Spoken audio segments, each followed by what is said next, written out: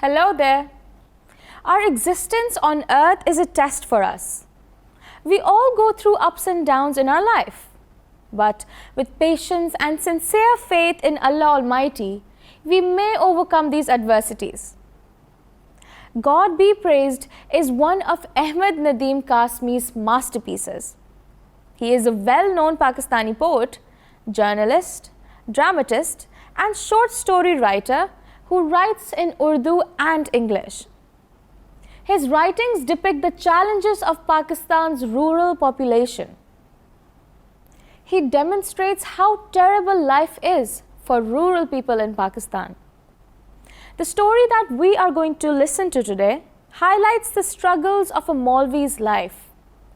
After reading the story, one can easily comprehend how terrible life is. So, let's get going. Before his marriage, Maulvi Abul Barkat, alias Abul, used to live in comfort, even pomp. On his head, he wore a light brown turban known as Mashhadi lungi, because it originally came from Mashhad in Iran. The gilded tip of his cap used to shine brightly above the turban. He always carried a walking stick, a sort of scepter with decorative bands of brass and gilt. For his hair, he used fragrant oil. Its sweet pungent smell lingered in the village lanes whenever he walked through them. Maulvi Abul had slightly bulging eyes. On his fingers, he wore silver rings with large turquoise stones. These rings came off his fingers 5 times a day before ablutions, and yet no change was ever observed in the order in which they were worn. Every Eid, after his sermon, whenever the cotton bag containing from 150 to 200 rupees collected from the devotees happened to fall with a thud, he distributed 40 to 50 rupees in the presence of the worshippers among the needy and the poor of the village. After each such act, he used to say, "Please don't pray for me. Remember the benevolent Almighty Allah. If He creates insects in stones, He supplies their food there too. Please do not bless me. What has He not blessed me with? Health, peace of mind, freedom from care. I have everything one can desire.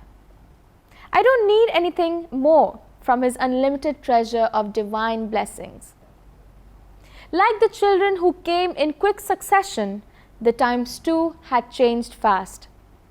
A pair of shoes for his firstborn, Merunissa, had cost him 1 rupee. For his youngest daughter, he was now asked to pay 6 rupees for a pair. When he complained, the shoemaker said, "Maulvi ji, I didn't charge more for your sake. Had it been someone else, I could easily have wangled 10 rupees. The cost of leather has gone sky high. Prices have risen so suddenly that it seems as though all the cows and buffaloes in the country have been dispatched to the Mount Caucasus.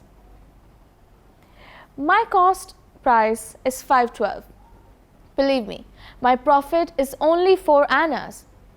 Come on, Maulvi ji, don't look disappointed.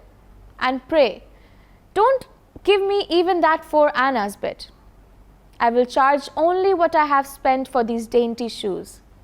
If I am lying, the curse of Allah be on me, and may I be drowned in some pond. May I even be deprived of a decent burial. If it were possible to get the necessities of life from the heavens through prayers, Maulvi Abul would have prayed to Allah for a pair of shoes for his Umda, the youngest in the family. At night, he consulted his wife, but instead of replying, she silently lifted a corner of the quilt to expose Umdatun Nisa's small, bare feet. Seeing those dainty feet, Maulvi Abul burst into tears like a child. Next day, after his morning prayers, he went to the shoemaker and paid him 5 rupees and 12 annas and bought the shoes. Leaving his shop, he vowed, with Allah as his witness, never to use the powdered tobacco that he loved. What a sad life Maulvi has led. But it isn't the end of the troubles. He was concerned about his 3 girls.